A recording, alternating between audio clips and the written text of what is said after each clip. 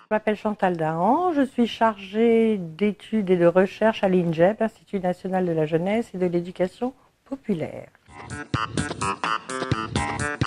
Un jeune, par essence, ça n'existe pas.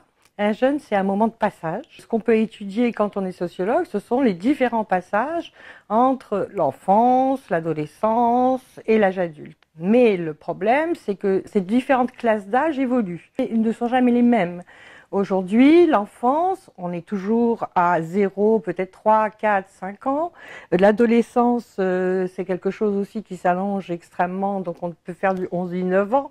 Pour un sociologue, je crois que ce qui l'intéresse dans le jeune, c'est essentiellement le fait qu'il annonce, par ce qu'il pratique, par ce qu'il fait, par ce qu'il aime, il annonce quelque chose de nouveau, qui est en train de se passer et qu'on ne voit pas obligatoirement. Les tendances qui sont données par les sociologues aujourd'hui, ce sont celles d'une très grande omnivorité des classes favorisées, c'est-à-dire qu'elles arrivent à fréquenter, écouter, consommer des pratiques artistiques ou culturelles qui vont des pratiques populaires aux pratiques les plus savantes. Donc c'est ce qu'on appelle l'omnivorité. Et on considère par contre que les classes populaires sont celles qui n'ont qu'une seule passion, donc ce serait en ce moment celle du rap, chose sur laquelle je ne suis absolument pas d'accord. Très peu de sociologues de la culture se sont penchés spécifiquement sur les questions des goûts, des pratiques et des usages culturels des jeunes en milieu populaire. Et je crois qu'on apprend des choses d'eux, c'est-à-dire qu'il y a aussi une omnivorité, mais cette omnivorité n'est pas reconnue comme ayant une valeur, une légitimité. Mais elle existe aussi. Parce que le rap, ce n'est pas que le rap, c'est plein de choses en même temps. On a toujours les mêmes tendances, c'est-à-dire que la tendance principale, c'est la musique, quoi. Je veux dire, il y a une passion pour la musique, peu importe les supports. Cette passion pour la musique ne se dément pas. Donc ça, c'est important.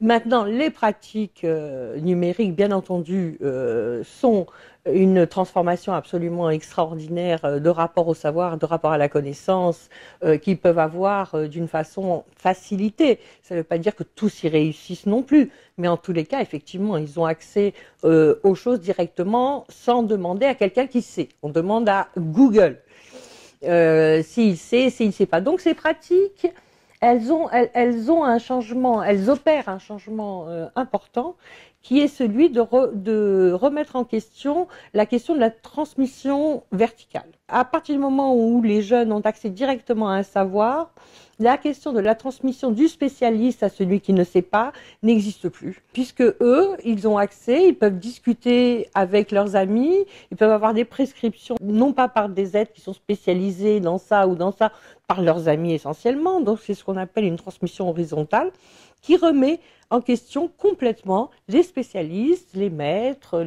voilà. On est beaucoup plus dans une connaissance qui se construit d'une façon horizontale et dans une communauté.